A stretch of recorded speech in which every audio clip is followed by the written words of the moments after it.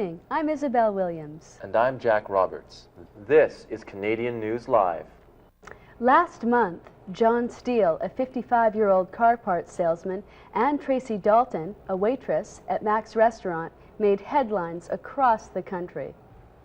Steele was a regular at Mac's restaurant, and he always tipped his favorite waitress, Tracy, a 24-year-old university student. Here are the facts about this story. 1. Last month in Toronto, John went out to dinner at Mac's restaurant. 2. He didn't have any money for a tip, so he gave Tracy a lotto ticket. 3. Tracy signed the ticket on the back. 4. John found out the ticket was a winner while he was shopping for bread at the corner store. 5. When he told Tracy about her winning ticket, she told John she wanted him to have half the money. 6. They went to the lottery office together and picked up the $250,000. They each got $125,000. Dalton didn't have to share the money with Steele.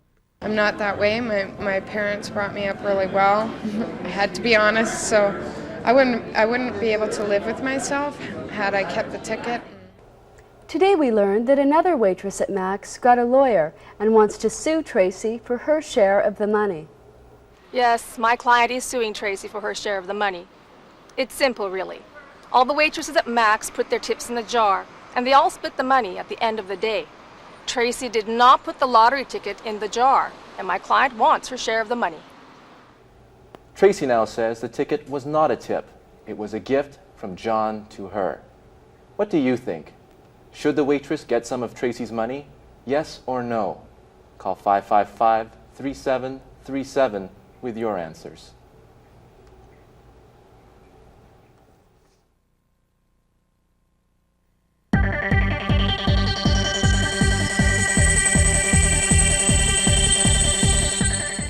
I'm Jack Roberts. And I'm Isabel Williams. This is Canadian News Live. We have Stacey Forbes reporting live from the streets of downtown Toronto. She is interviewing people on the topic of money. Stacey? Thanks, Jack. I'm here today with Monica, who just got back from Ireland. How are you today, Monica? Grand. Well, we're going to talk about money today. How often do you think about money? I actually think about it quite a lot. Why? Because I don't have any money. Okay, well, how much money would you need to think of yourself as rich? At least $50,000 a year. And why did you pick that amount? Because I know someone who's living very well with $50,000 a year. Terrific. Well, what is the stupidest thing you've ever bought with your money? The stupidest thing I ever bought with my money was a bagel slicer. What is a bagel slicer? Well, it's something you put a bagel into and you can just slice it very evenly down the center once it's inside it. Okay, well, what is the smartest thing you've ever bought with your money? The smartest thing I've ever bought is a Celtic harp, which is a harp that is about that size, and I bought it in Ireland. It's a musical instrument. Oh, and do you play that? Yes, all the time. Oh, terrific. Okay, well, do you give money to beggars? No, not generally. Why not? Because I prefer to give the beggars food instead of money. Because they might spend it a way that I wouldn't want them to spend it. Okay. And our last question is, what are your financial plans for the future? They're very simple. All I want right now is to find a job, any job. Terrific. Well, thank you very much for speaking with us today, Monica. No problem. I'm glad you paid me a lot to do this. I'm here today with David. How are you today, David? Very good. Excellent. Good. Well, how often do you think about money? I would say once a week, but more importantly, towards the end of the month when I have to pay my rent. Look in the camera? Or? Oh, sure. Okay. And how much money would you need to think of yourself as rich? I don't need much money. I'm already rich. I'm married and I have an 18-year-old daughter. Oh, that's nice. Well, if you were rich, what would you buy with your money? I would use a lot of the money to actually share Some of the wealth, if I was very wealthy, yes, I would give to charitable organizations. I wouldn't buy much, but for myself. What is the stupidest thing that you've ever bought? I invested in a gold mine 10 years ago, and the mine went out of business. Oh no. What is the smartest thing that you ever bought? The smartest thing I ever bought, or I will buy very shortly, is the education of my daughter.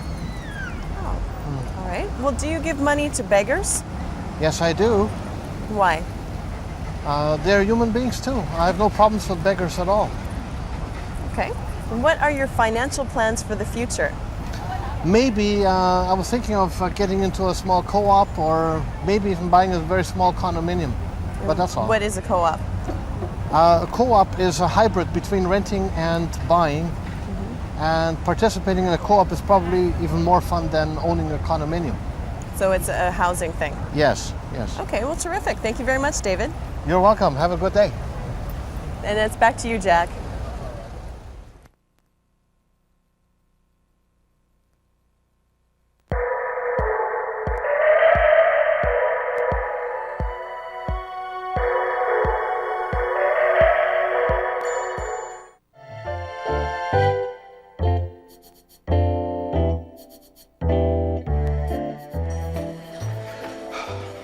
May I take your order, sir?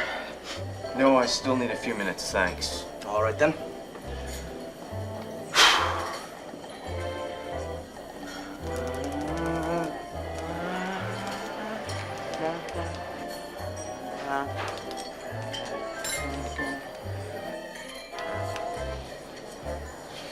I am so thirsty.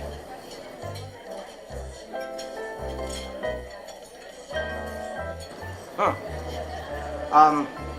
May I get you something to drink while you're deciding?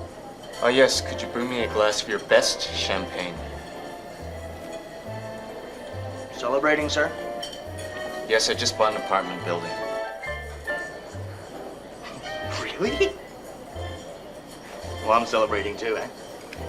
It's my first day on the job. Really?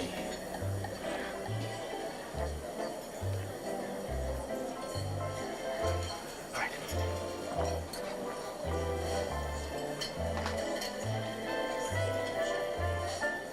Here is your champagne, sir. Oh, I am so sorry. Here, let me get you a new pair of pants. No, here, let me help you. Let me clean that off for you. Young man! No, sorry. I am sorry. I was just trying to help. You're not getting a tip. You're going to pay for the dry cleaning. Now, would you mind taking my order? I'm in a hurry.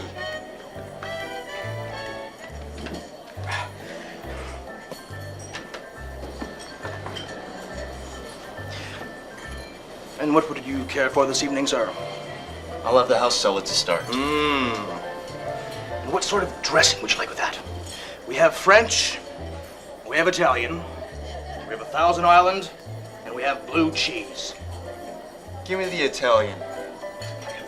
And for your entree, sir? Could I have the New York steak? Would you like that rare, medium well, or medium rare, well done, overcooked? Medium well. All right. Medium rare. Medium well? Medium well. Now, would you prefer rice or baked potato with that?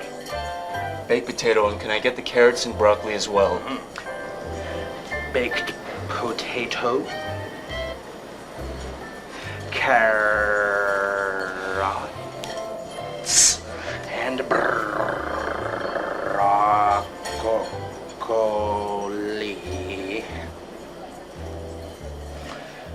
Anything else, sir? No, that will be all. Now, will you please hurry up?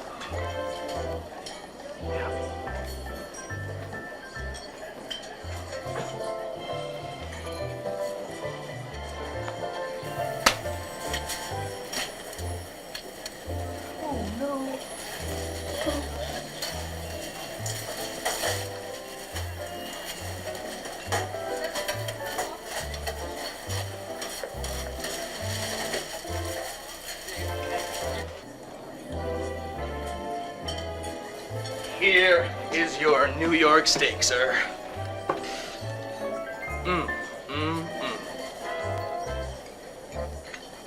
Yeah. Enjoy your meal. Can I get you another glass of champagne? No, I think I've had enough for one evening. Certainly, sir.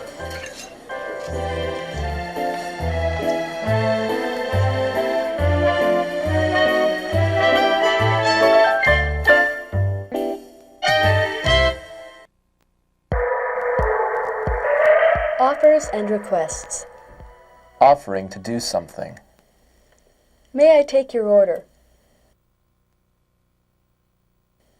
What would you care for this evening? Can I get you something to drink? What kind of dressing do you want? Would you prefer rice or baked potato? Do you want that rare, medium, or well done? Let me clean that off for you. Anything else? Requests asking for something. Would you mind taking my order? Could you bring me a glass of champagne? Could I have the New York steak? Can I get the carrots and broccoli? I'll have the house salad. Give me the Italian. Will you please hurry up?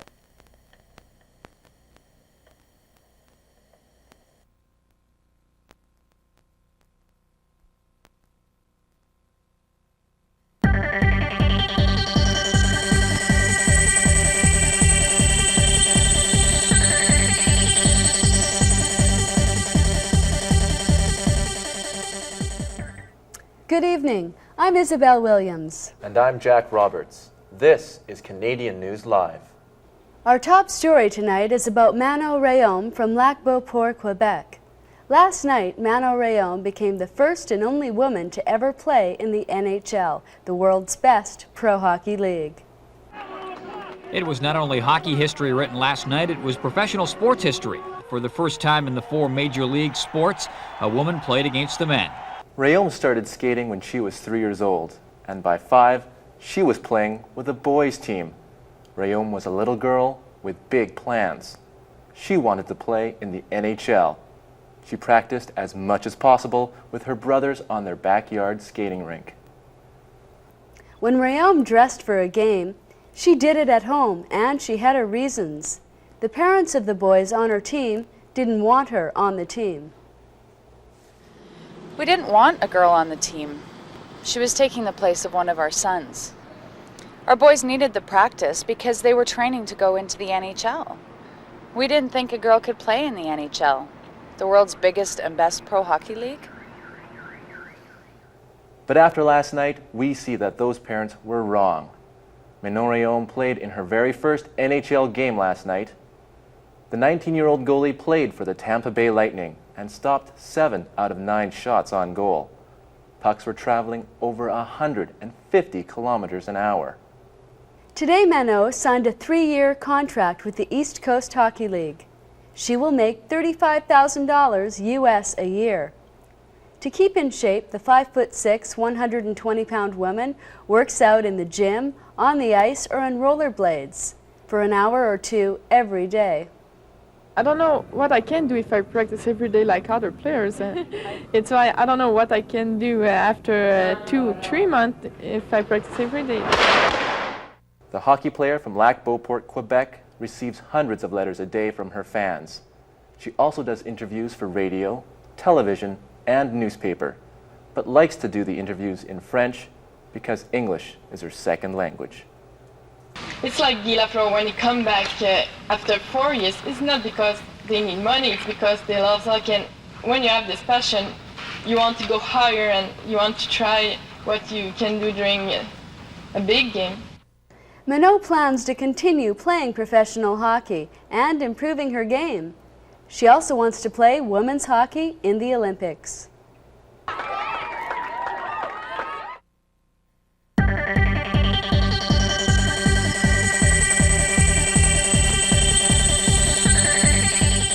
I'm Jack Roberts. And I'm Isabel Williams. This is Canadian News Live. Tonight we have a live interview with Rick Hansen, the man who traveled the world in a wheelchair. Trevor? Thanks, Jack. I'm talking to one of our great Canadian heroes, Rick Hansen. Rick, how are you doing today?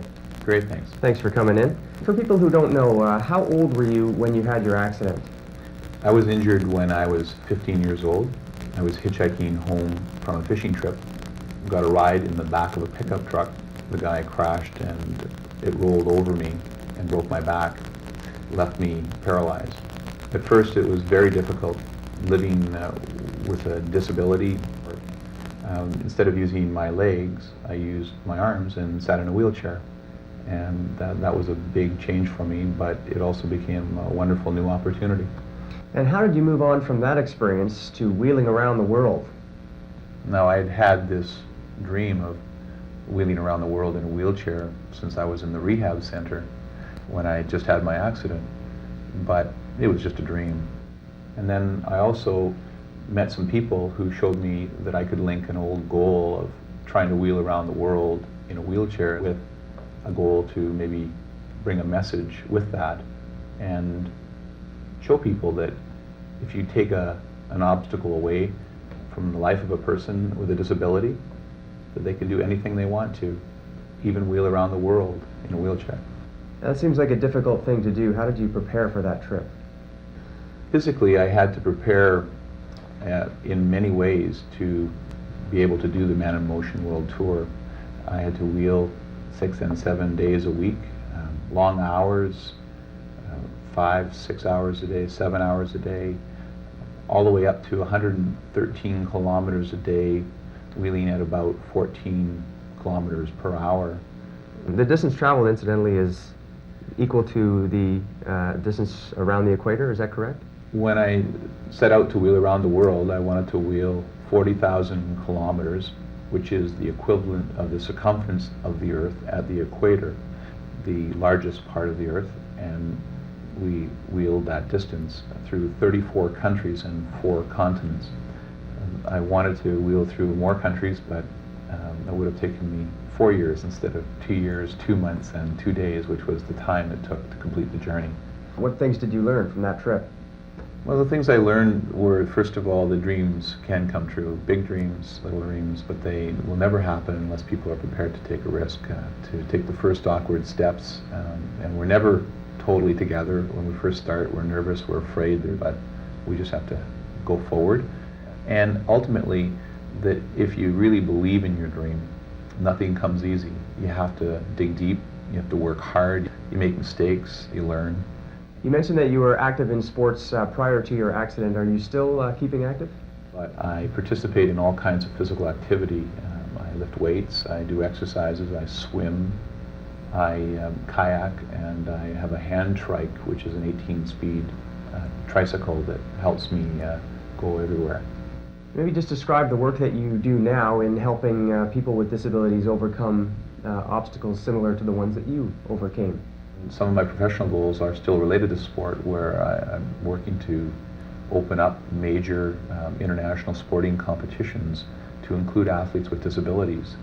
And if sport is segregated, if people with disabilities are perceived as being second class, second rate, different, and that's a fatal mistake, because people with disabilities are just people. They have ability, and they can participate in any walk of life that they choose if they're given an opportunity, and sport is a big part of that. And so in the Commonwealth Games, we'll see in the year 2006 for the first time athletes competing for full medal status as equals, representing their country like any other athlete. And that was one of our longtime dreams that we worked on for over a decade, and it'll be great to see that become a reality, and one day I hope it'll happen in the Olympics as well. Rick, I want to thank you for coming in. It's been a pleasure meeting you, and you've been an inspiration to all of us. Thanks. Thank you. Okay, now back to you, Jack.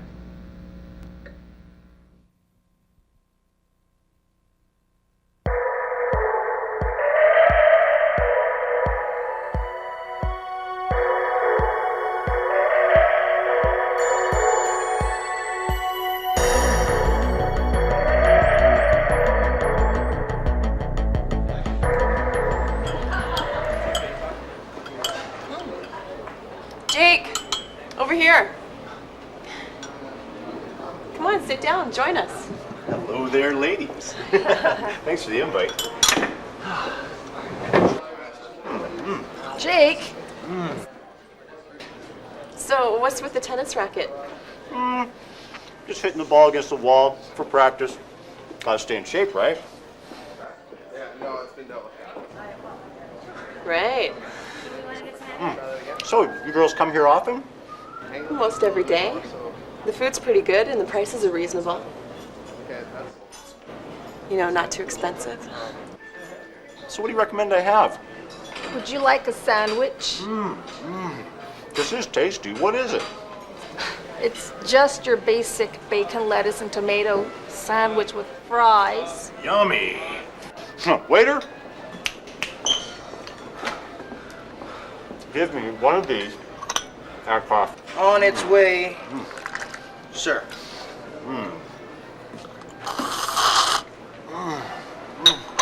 Here, give me one of these, and you can have one of mine when it comes. Excuse me.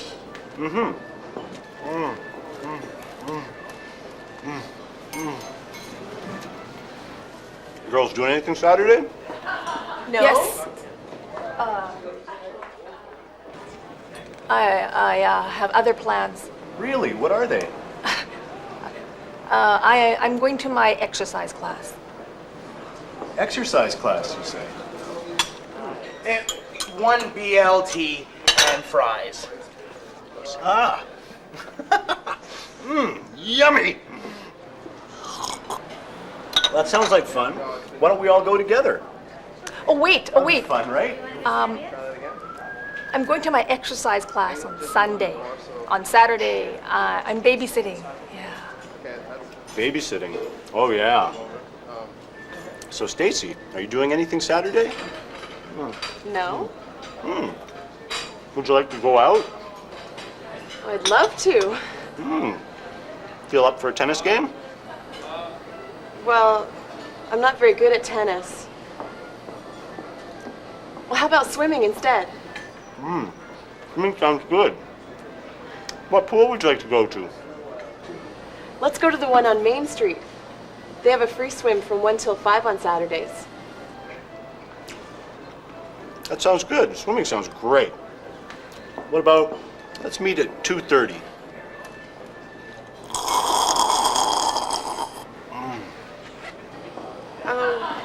Wait, I just remembered. I can't make it on Saturday. It's my father's birthday and we're all taking him out for lunch. Well, how about Sunday? Are you busy? Sunday sounds great. What time? Same time, 2:30 at the front door of the pool? Your bill, sir. Sunday, 2:30, in front of the pool. I'll be there. I gotta run. Just started a new job. I don't want to make my boss angry. Right.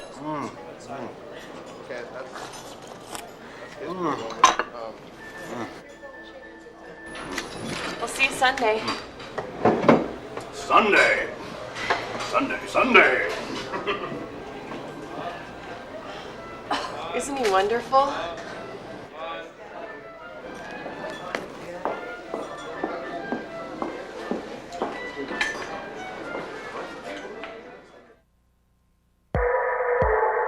Inviting. Checking to see if someone is free. Are you free on Saturday? Are you busy this Sunday? Are you guys doing anything this Saturday? Inviting. Come on and join us. Why don't we all go together? Do you feel like going out? Let's go to the one on Main Street. Are you up for a tennis game?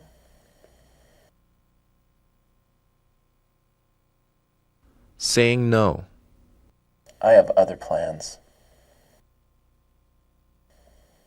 I can't make it on Saturday. I'd like to, but I'm not very good at tennis.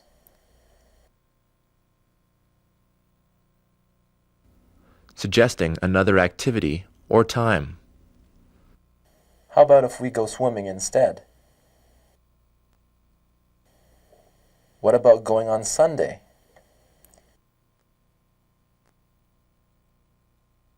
Saying yes. I'd love to. That sounds great. I'd like that.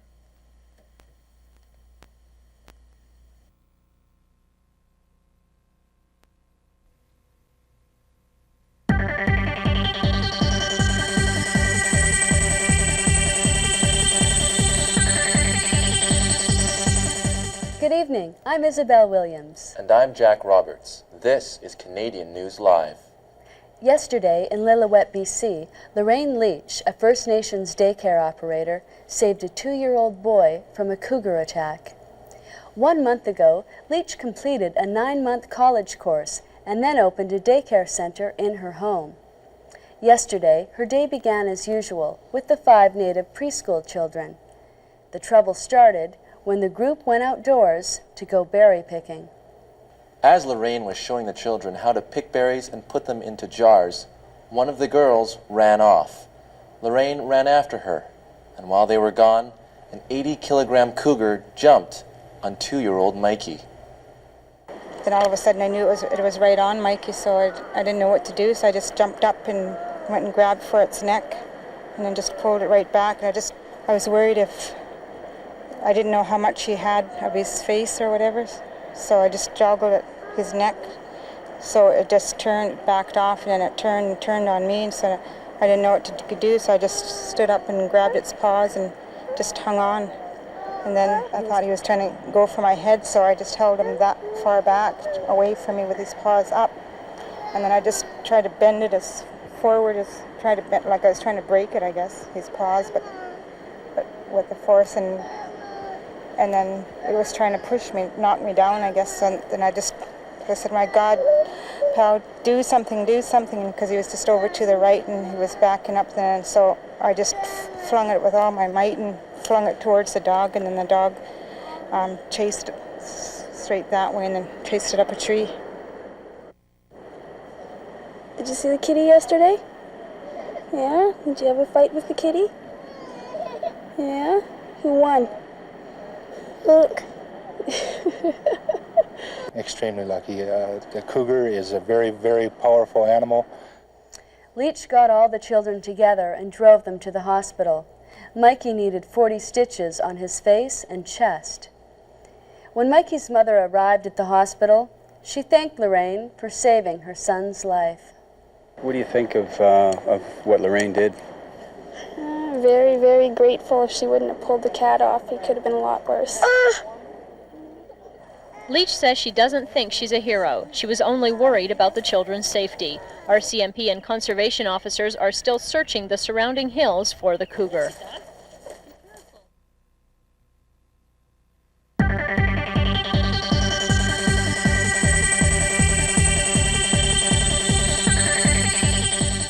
I'm Jack Roberts. And I'm Isabel Williams. This is Canadian News Live. Tonight, Patrick Archer brings us an in-depth interview with Tom Ennius, a First Nations carver from the Okanagan Nation. Patrick?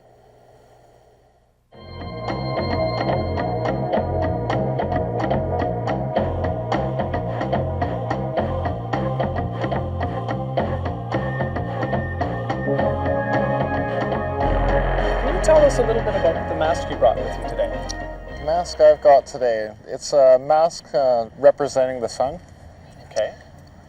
And it's made out of alder wood. And right now what I'm doing is I'm inlaying some abalone shell around the rim. Okay, as well with the eyes. And as there. well with the eyes, yeah. Okay. And these are the shells here are to represent the rays and the shininess of the sun. And can you tell us what other masks do you make of different animals, say? I make various animals ranging from sea animals like whales and fish, and birds, and bears. Okay, and which clan are you from?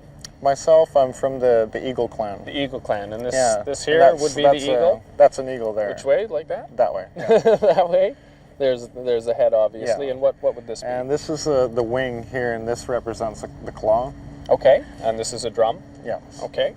And how long have you personally been making masks? I've been carving masks for just over 4 years now. Just over 4 years. Yeah. So you started from scratch, and you've gone a long way, obviously. Okay, can you give me a few of the steps involved in making this mask and others? This mask here, I started with a solid log, flat on either end, and you'll notice the back of it's flat. I cut the log in half. Okay. Now I've got a rounded surface out here.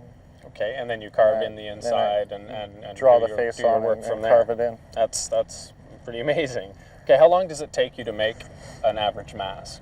3-4 weeks. 3-4 weeks? Yeah. And how long have you been working on this mask? I've been working on this one for just a little around 2 weeks. So you have 1 more week to go with Yeah. it. And how much would these sell for? How much did the mask sell for?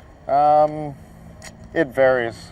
With this particular piece here, I'm looking at a retail value of $5,000.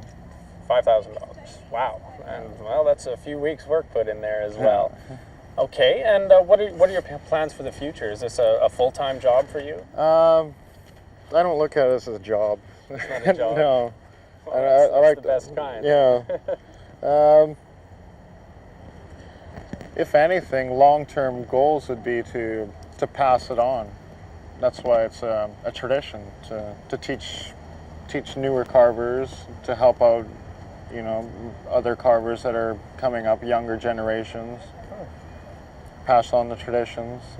Through your clan and to others who want to learn it. Yeah. Okay. Well, thank you very much for speaking with us, Tom, and good luck with your show. Oh, thank you. And now it's back to you, Jack.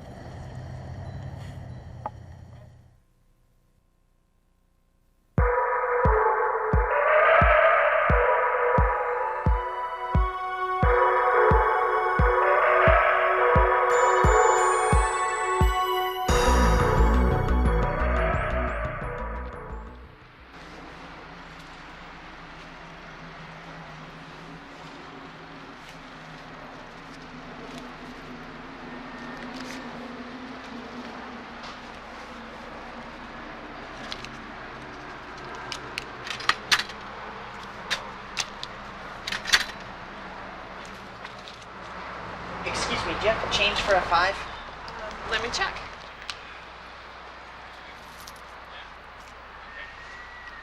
No, I don't. Sorry. Thanks anyway. Can you change a 5? Sorry, the smallest I have is a 10. Thanks. Excuse me, do you have change for a 5? Let's see. Yep, but all I've got is change. Is that okay? Sure. Thanks so much. No problem. I appreciate this. Don't worry about it. 1. No, I mean it. This is so kind of you. I mean, to take the time to help somebody you don't 2. know. I mean, it gives me a really warm feeling right here. You know what I mean? Don't worry about it. No, I'm 3. serious. A lot of people wouldn't help somebody they don't know, but you did. And I'm grateful for that. 4. Yeah, I'm going to put it in my meter over here for my car. Thank you so much. 5. 5. Yeah, I appreciate your kindness. Yeah.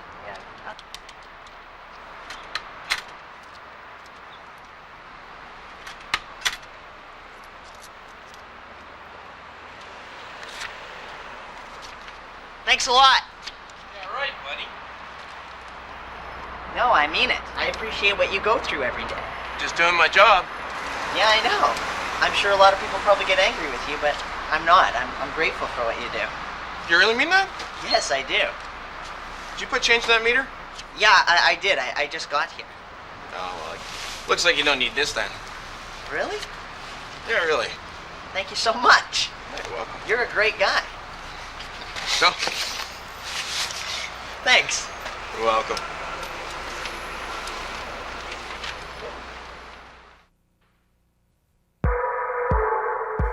Thanking. Saying thank you. Thanks so much. Thanks a lot. Thanks again. I really appreciate this. I really appreciate your kindness. This is so kind of you.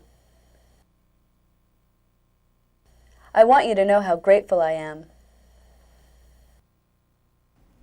Saying thank you when a person can't really help. Thanks anyway. Saying a thank you is not really necessary. No problem. Don't mention it. Don't worry about it. Showing the person you mean it. No, I mean it. No, I'm serious.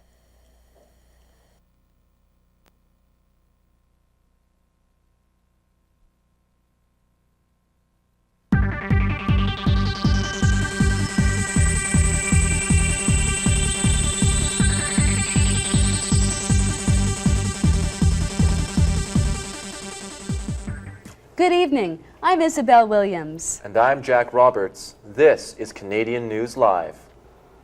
Ted Shred, a cyclist from Vancouver, is back home today after a 13,000-kilometer trip around Canada and the United States. Here's the story. 6 months ago, Shred had an idea to help the environment. I wanted to cycle around North America to show people that they don't need cars. Cars pollute the air and nobody likes dirty air. Shred left Vancouver with only $160 in his pocket. But when he arrived in San Diego, he got the chance to make some extra money.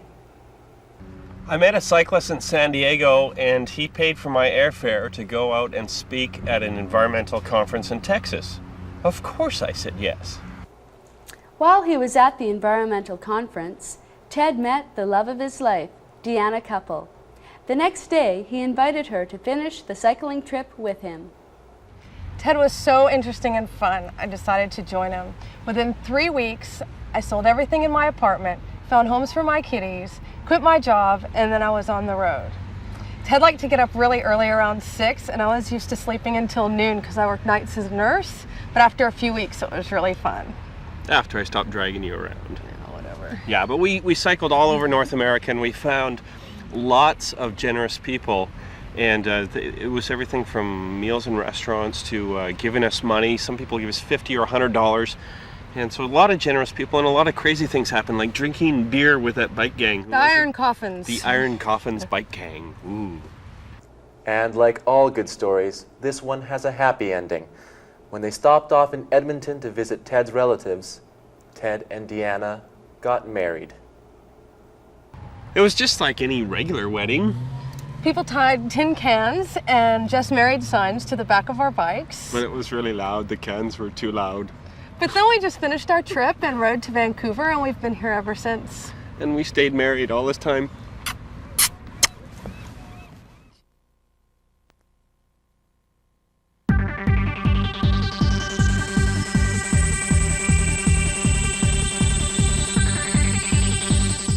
I'm Jack Roberts. And I'm Isabel Williams. This is Canadian News Live. We have Stacey Forbes reporting live from the streets of downtown Winnipeg. She is interviewing people on the topic of love and dating. Stacey? Thanks, Jack. I'm here today with Mike, who is an international photographer. How are you today, Mike? Very well, and yourself? Good, thank you. How often do you go out on dates? 2 or 3 times a week. Okay, where do you find people that you go out with? Restaurants, at the beach, in public social areas. Okay. Do you date more than one person at a time? Yes. And why is that? it's more interesting. More interesting. Okay. Well, would you consider dating someone from another country or culture? Absolutely, yes. And why? To enhance my knowledge of the world and other cultures, other people. Okay. And have you ever been on a blind date? Never. No. Have you ever put in an ad in the personal column? No, it's not necessary. Okay. And where would you take someone on a first date? To a nice restaurant or the beach or a park. Okay. And how many times have you been in love? Never. Never. No. Okay, well, thank you very much for speaking with us, Mike. You're welcome. I'm here with Rena, who is 29, and she's interested in fashion. Hi, Rena. Hi, how are you? Good, thanks. How are you? I'm fine, thanks. Great. And how often do you go out on dates? Oh, about 3 times a month. Okay, and where do you find people to go out with? Either at the gym, where I work out, or at school, where I take night courses. And do you date more than one person at a time? I've tried it, but I don't recommend it. It could cause problems in the long run, definitely. Yeah. And would you consider going out with someone from a different culture or country? Oh, definitely. I'm quite open-minded to meet all kinds of people and to learn from their culture, and I think that's great. I'm very open-minded. Great. And have you ever been on a blind date? No, I haven't, but I know a few friends who have, and some of them, said, it was quite rewarding, and others decided, it's not for them, and it just didn't work out. All right. Well, have you ever put an ad in a personal column? Yeah, actually I have. How did it go? Come to think of it, yeah, I'm just like, whoa, yeah. Oh, about perhaps about a year ago. And well, I did get a few phone calls actually. Well, actually, yeah, about 3 phone calls. And I went to see one person, and that person ended up being quite interesting, but it just didn't work out. Well, where would you go on a first date? To a cafe, neighborhood cafe. Okay. And how many times have you been in love? Once, at the age of 25. And I was going out with this fellow for 1 year. Yeah. So, but then we went our separate ways. Okay, well, great. Thank you very much, Rena, for talking with us. Well, thank you. And now it's back to you, Jack.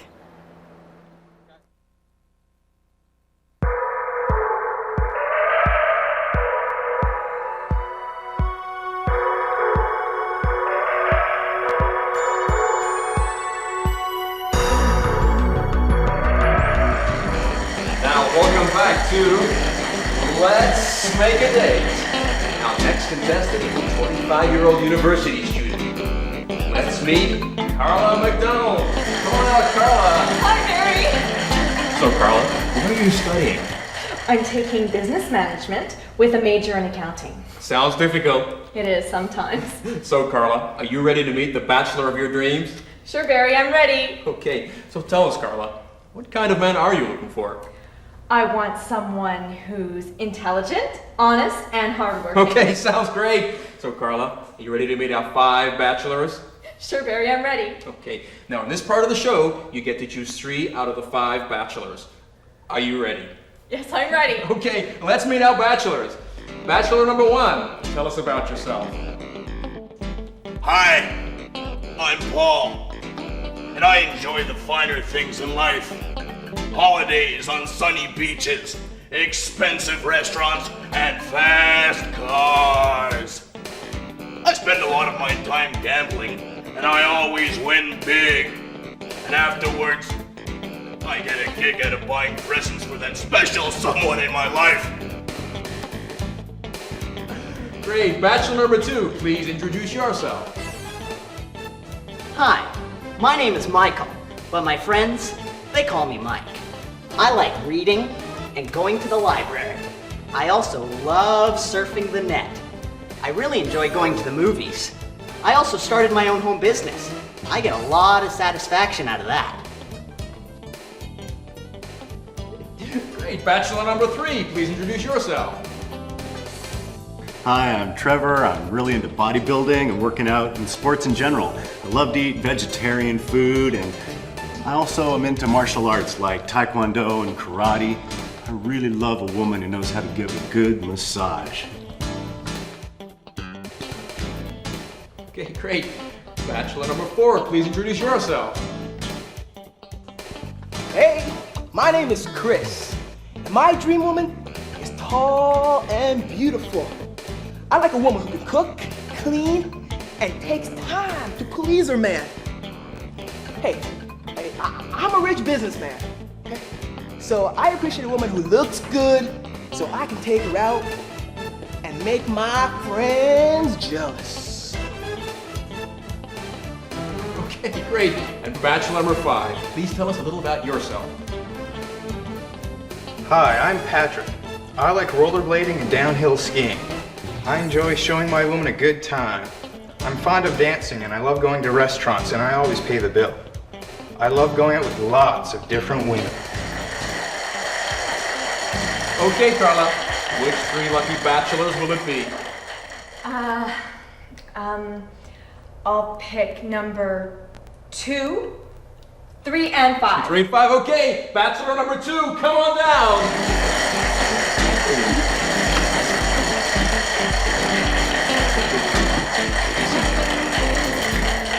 Here we have the date card. On the back are the 5 questions, okay? Now at any time, you can decide whether this bachelor is suitable for a date or not.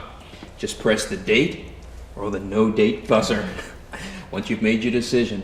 So ask your questions, make your decision. Date or no date? Do you understand, Carla? Yes, Barry, I understand. Okay, Carla, great, take it away. What kind of women do you like? My favorite type of woman is a woman who wears different shades of blue. I also like women who have short brown curly hair. I also really like girls who giggle. I also really enjoy women who like to play Let's Make a Date. What kind of women do you dislike?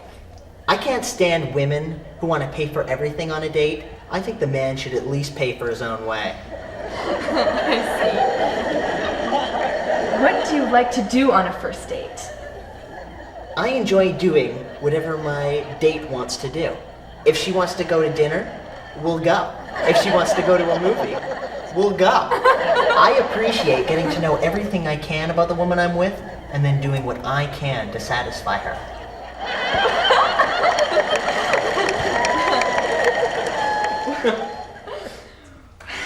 What don't you like a woman to do on the first date? I can't take women who look at all the other guys in the room and then ask to go home early. That gets on my nerves.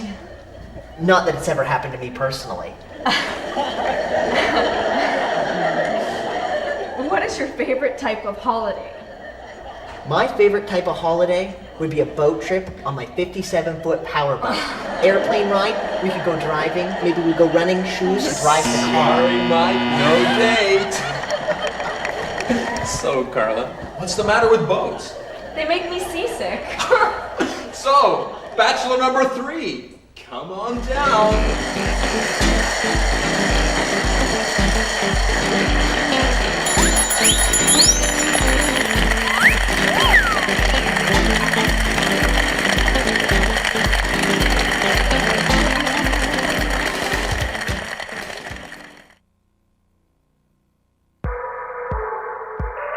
Likes and dislikes. Likes. I love surfing the net. I really like reading. I enjoy going to movies. I'm fond of dancing. I get a kick out of buying lots of presents. My favorite type of woman likes playing Let's Make a Date. I get a lot of satisfaction out of that. I appreciate a woman who looks good. I'm into bodybuilding. I'm interested in martial arts. Dislikes. I can't stand women who want to pay for everything. I can't take women who look at all the other men. That really gets on my nerves.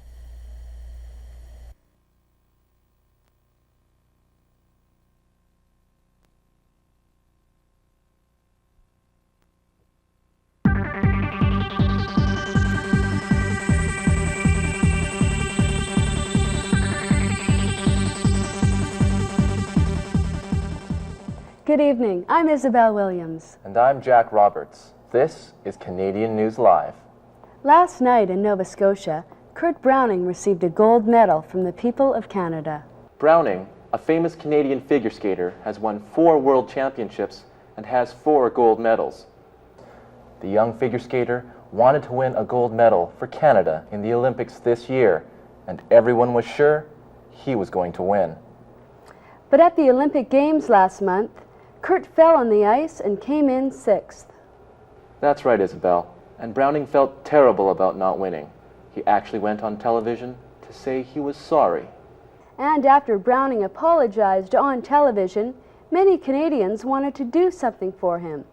Bev Peterson, a woman from Bedford, Nova Scotia, went on radio to ask Canadians to send in their gold to make a gold medal for the famous skater. Thousands of people sent in their gold. They sent old wedding rings, watches, chains, bracelets, earrings, gold pens, teeth with gold crowns, and even gold nuggets from the Yukon. Many people also sent letters explaining why they gave away an important piece of their lives. Here is what one man from Alberta said. The gold medal will be like a big hug from all of Kurt's fans, and believe me, there's a lot of us. After I received 4.5 kilograms of gold jewelry, I gave it to Don Bell, a Halifax goldsmith. And because people were so kind and generous, he didn't charge anything to make the medal. He did it for free. It took Bell 3 weeks to make the medal. He has to melt the gold, come up with a design, and make it. The final value of one of Bell's medals is between $40,000 and $50,000. The design of Kurt's medal includes a large maple leaf over a map of Canada with Kurt Browning in the center. It is made of 3 kinds of gold and is fairly large, just about the size of a hand. And when Kurt received his gold medal in Halifax last night, he said it was more beautiful than any Olympic medal.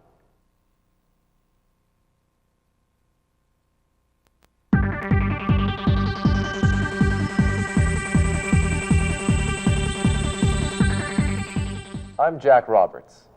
And I'm Isabel Williams. This is Canadian News Live. We have Stacey Forbes reporting live from the streets of downtown Ottawa. She is interviewing people on the topic of sports. Stacey? Thanks, Jack. I'm here today with Tristan, who works in construction. How are you today, Tristan? Good. How are you doing, Stacey? Good, thank you. Good. What kind of sports do you enjoy watching? I like watching all sports, except golf. Why not golf? It's boring. It doesn't interest me. Okay. Well, what kind of sports do you enjoy doing? Football, rugby, hockey. And why do you like those? I played them all my life, and they're fun to me. Fun to play. Okay. Well, how often do you exercise? Every day at work, and 3 times a week playing football. Terrific. Do you think that Canadians are physically fit? Compared to Americans, we are. Okay, well, thank you very much, Tristan. No problem. I'm here today with Helder. How are you today, Helder? Fine, thank you. Helder's from Portugal, and he has a clothing company there. It's sports clothing, is that correct? That's correct. Great. What kind of sports do you enjoy watching? Well, I grew up with soccer on my country, Portugal, Lisbon, and that's a sport I love. However, I love running, and I've been involved with running for about 10 years. And now I'm involved with soccer. So these are the sports that you do yourself? That's correct, yes. And do you like watching other sports or just doing them? I rather doing the sports now, especially running and soccer. But And how often do you exercise? 3 times a week, roughly, as much I can. Great. And do you think that Canadians are physically fit? I think for what I've seen in so many countries, we are the most fit people in probably in North America and mostly Europe too. We don't drink that much. We don't drink that much. And so are you a Canadian yourself now? I'm a Canadian citizen for the last 12 years, yes. Terrific. Well, thank you very much for talking with us. Welcome. I'm here today with RJ, who is a gymnastics coach. How are you today, RJ? Great, thank you. How about yourself? Good, thank you. Now, what kind of sports do you enjoy watching? I like watching individual sports. Such as? Such as skiing, skiing of all different types, actually. Gymnastics, my favorite to watch, of course. Why do you like watching these? I like watching people who enjoy competing within themselves, rather than so much as a group, I don't know, to see what they have inside them as an individual. Okay, terrific. Well, what kind of sports do you enjoy doing? Just about every sport there is that doesn't involve a ball, actually. I don't seem to be able to catch them and throw them. So. Okay, well, how often do you exercise? I exercise every day, actually. Really? Okay. Well, do you think that Canadians are physically fit? For the most part, yes, especially compared to other countries. I would say definitely more fit. We have more awards programs for that, and our school systems are developed better for that. So I would definitely say yes. And also, our eating habits are a lot better compared to other countries, except for that of Japan. Well, terrific. Thank you very much for talking with us, RJ. Thank you very much. And now it's back to you, Jack.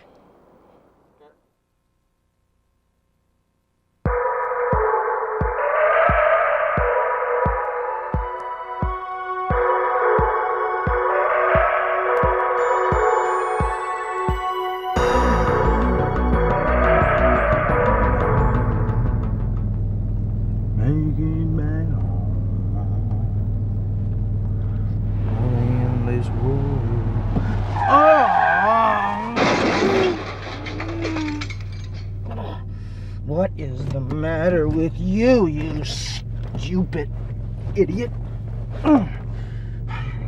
Crazy or what? You just come out of nowhere and cut me off. No time to stop. Where did you get your license? Oh no. Oh no. Oh no. No. Are you okay? Hey, are you all right? Look, I'm really sorry about this, I guess I wasn't looking where I was going. Yeah. Please accept my apologies. You should really be more careful. Where'd you learn how to drive anyway? Look, I'm sorry.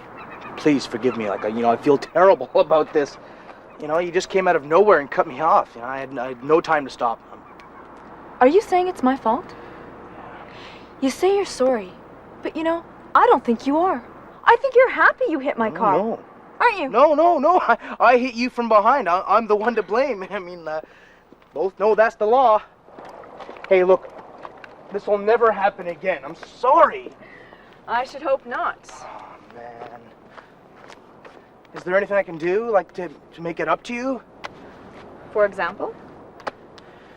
Well, my brother's got an auto body shop, and I'm sure he can fix your car up for, next to nothing. Excuse me? I just thought that maybe, I can get him to fix your car for, less than $50. $50? Yeah. Here, why don't I give you the money? I'll pay for the damage, and I'm sure it won't be any more than $50. Give me the money. Sure.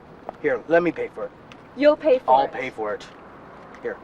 Here is my brother's business card. Brother's business card. Here is my brother's business card here. All right? And, here's the $50. $50. Are you trying to bribe a police officer? No.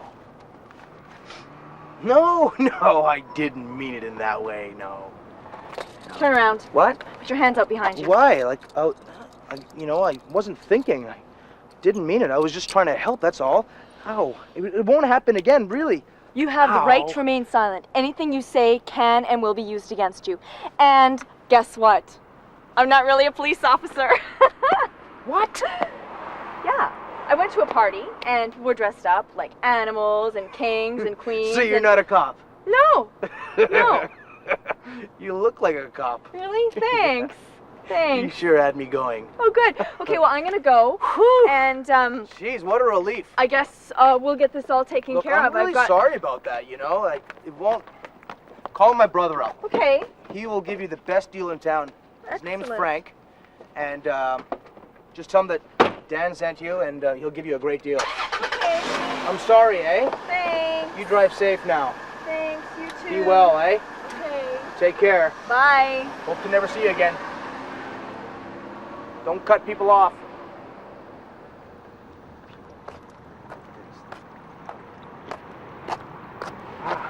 Oh, no.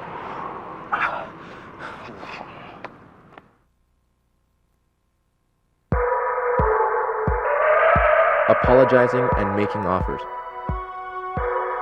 Apologizing. I'm really sorry. Please accept my apologies. I didn't mean it. Please forgive me. I feel terrible about this. I'm to blame. This won't happen again. I don't know what I was thinking.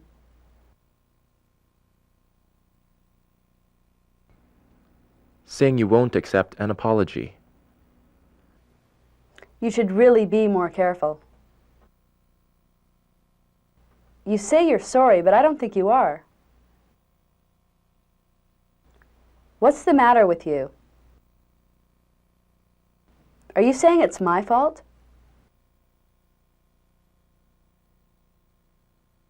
Making offers to help out. Is there anything I can do to make it up to you? Why don't I give you the money? Let me pay for the damage. I'll pay for it.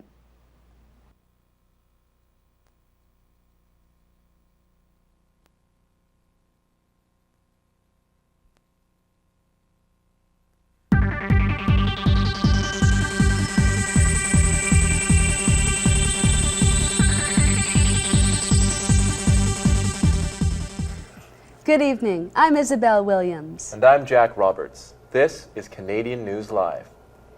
2 years ago, Bill Dillon applied to become an RCMP officer. Like all applicants, Dillon had to complete 3 steps in the application process. 1.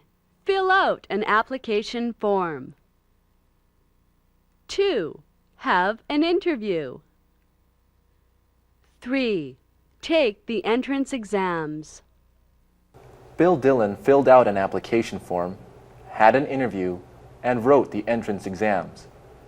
Dillon passed his exams, but could not go to the RCMP training school because of his religion. Dillon is an Orthodox Sikh, and he couldn't take off his turban to wear the traditional mountie hat. After Dillon applied to become a mountie, the Canadian government had to think about his problem. Some of the MPs thought the government should let Sikh mounties wear turbans on the job. Others strongly disagreed. Many Canadians believe that the mountie uniform is an important Canadian symbol like the flag or the beaver. We can't change the uniform.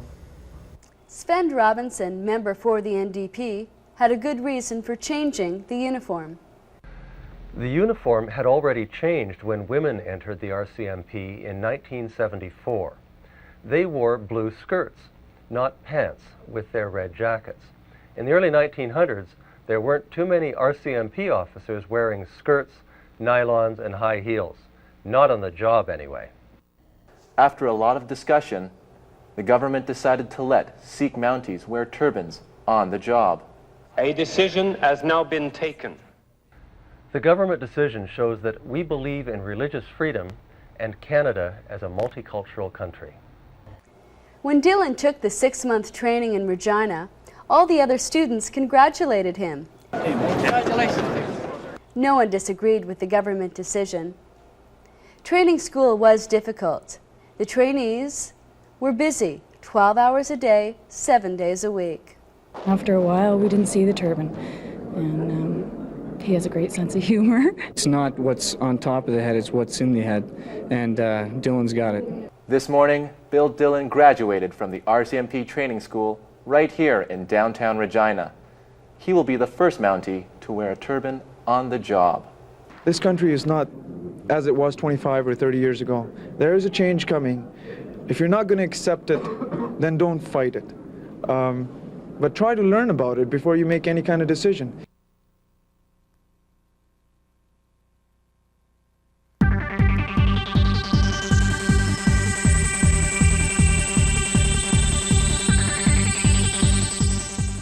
I'm Jack Roberts. And I'm Isabel Williams. This is Canadian News Live.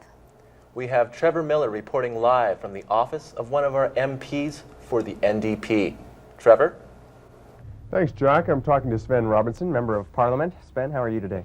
I'm just fine, thank you. And how long have you been an MP? I've been a Member of Parliament for almost 20 years. And what does an MP do? An MP does many different things. I serve the folks that I represent in the district I represent, called Burnaby-Douglas, about 105,000 people. I work in Ottawa, trying to make the government more accountable to the people of Canada. I'm a member of my party, and I, as a member of my party, speak out on various policies, particularly on foreign affairs and human rights. So I work in Ottawa, I work back home in the constituency, in the district I represent, and internationally. Which party are you a member of? My party is called the New Democratic Party. It's a fairly new party, and it's a party that's on the left of center. It's a Democratic Socialist Party. And what are the names of the other parties? There are 5 parties in Parliament now. It's what they call a pizza parliament, many flavors. We have a Liberal Party, and we have the Reform Party, we have the Bloc Québécois from Quebec, the New Democratic Party, and the Conservative Party. And how many people actually sit in the House of Commons? There are 301 members of Parliament from across Canada. And how often do they meet? Parliament itself sits much like school. We usually start in September and we go through until the end of June with breaks at Christmas and Easter. Typically, how long does it take to make decisions like changing the RCMP uniforms? Controversial government decisions can take a long time. Politicians love to talk and to debate and to argue. But if there's agreement, if all politicians agree, Parliament and government can move very quickly. But on a controversial issue like the RCMP turbans, that can take many months. What are the social programs that Canada has? Canada has many important social programs that protect the rights of citizens to decent health care, to proper education when they've finished high school, environmental programs, social assistance programs. If you can't work and you need to feed your children or feed your family, you get support from the government, and that's assisted by the federal government. Parks, cultural programs, national defense, and many others, immigration programs. These are all federally funded programs. And some people say taxes are too high because of these social programs. What do you think? I think that as a Canadian, I believe that we, as all Canadians, should have the right to a good life, and that good life means that we have to pay our share, fair share of taxes for health care, for education, for other social programs, to protect our environment and so on. The wealthy should pay their share, the corporations should pay their share, and all Canadians should pay. If we don't have taxes, we don't have decent programs. Sven, I want to thank you for talking to us today. It's been a pleasure meeting you. Thank you. And now back to you, Jack.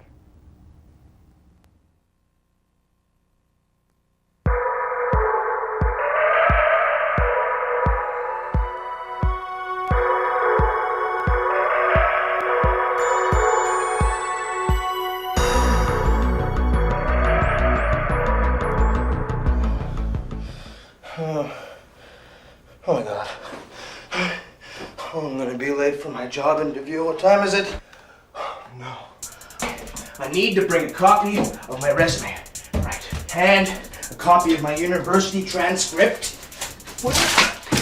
I'll find it. I just cannot be late. Not today.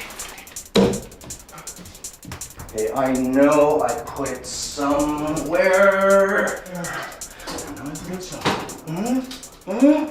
I shouldn't, but I'm chewing gum. Oh, here's my resume. Yeah. Familiar with the job. I can do this. I can get this job. I need a copy. This is my only suit. What am I gonna do? Yeah, I can do this. I mean, I am good with numbers. Oh!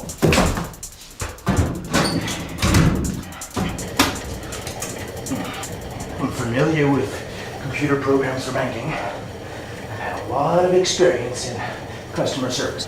I mean, I've worked at a computer store. I've worked at a restaurant. Worked at a bank. I know how to speak 4 languages. I'm willing to work nights. And available to start immediately. What time is it? I've gotta go. I'm sorry.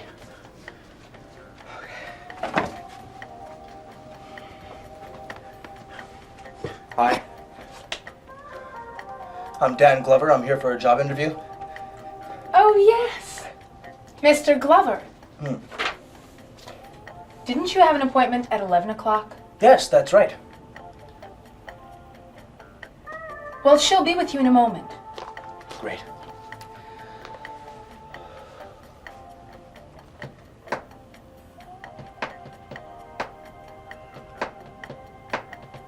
Please, sit down. Sure. Thanks.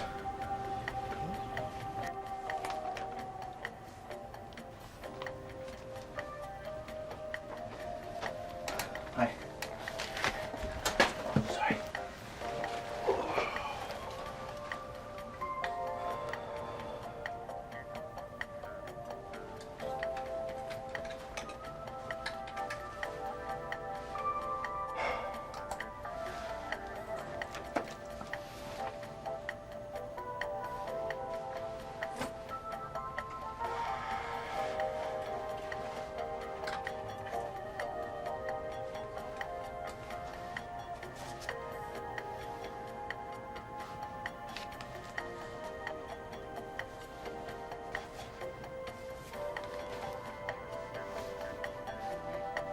Ms. Rimmer will see you now. Thanks. Okay. Here, can you hold that? Thanks.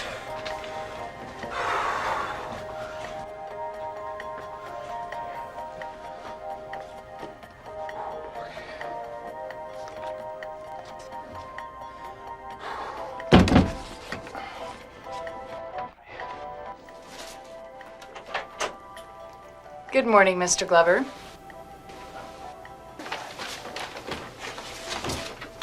Sorry. I'm Ms. Rimmer. How are you today? Fine, and yourself? Good. So, tell me about yourself, Mr. Glover. Well, I know how to speak 4 languages. I have a degree in business management from McGill University, and I'm interested in a career in banking. I'm good with numbers, and I have a lot of experience in customer service. Did you bring a copy of your resume? Oh, yes, of course.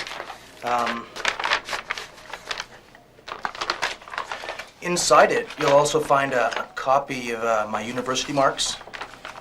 As you can see, I was an A student. Yes. An A student. Now, you're applying for the position of customer service officer with the bank. What kind of experience do you have? Well, as you can see on my resume, I worked for Citibank as a customer service officer. And I loved my job. Yes, and what did you like about it? Well, I enjoy working with the public. I'm good at dealing with people. I'm friendly. I'm talkative. Polite. My friends all call me a people person because I can get along with just about anybody.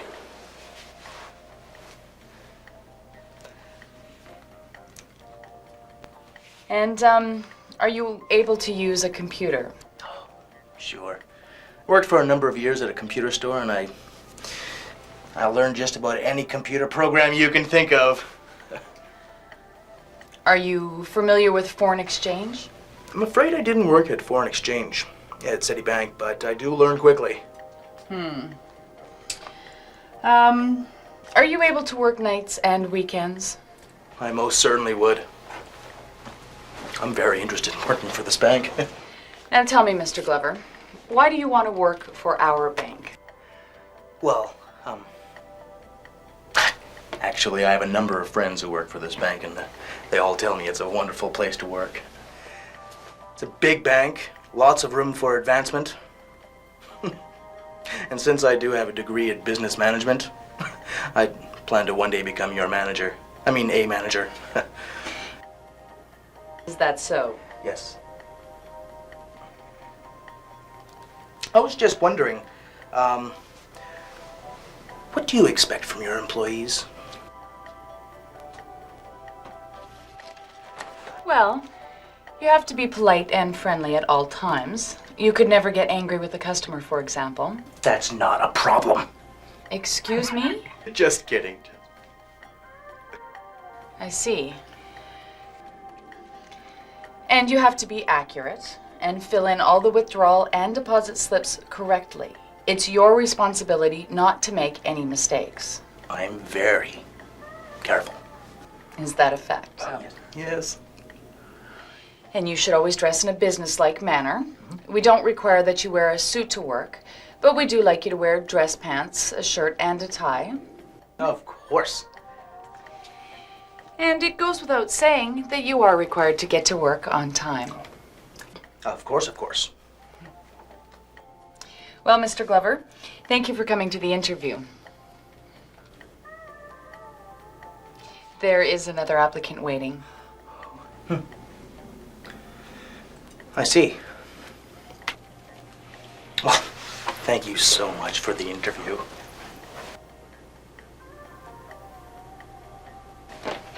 So, when can I expect to hear from you guys? We'll let you know.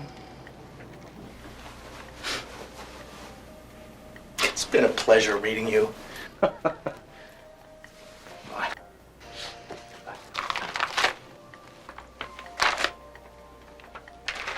Oh.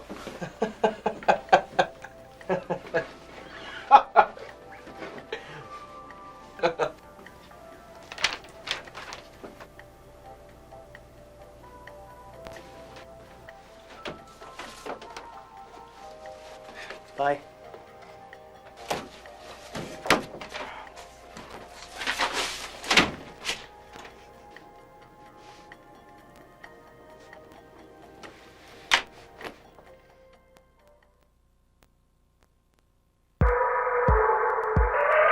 Ability and necessity. Ability. I can do this. I'm good at dealing with the public. I'm familiar with the job. I know how to use a computer. I've done it before. I'm good with numbers. I've had a lot of experience with customer service. I'm able to work overtime and weekends. I'm willing to work nights. I'm available to start immediately. I learned how to use computer programs.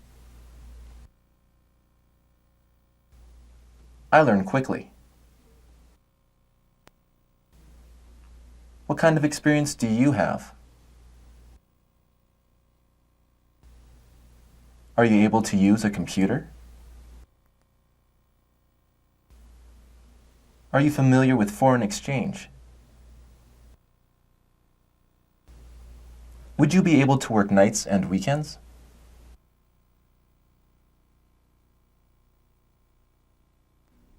Necessity. I've got to remember my resume. I have to bring a copy of my university marks. You need to be polite and friendly. You should always dress in a businesslike manner.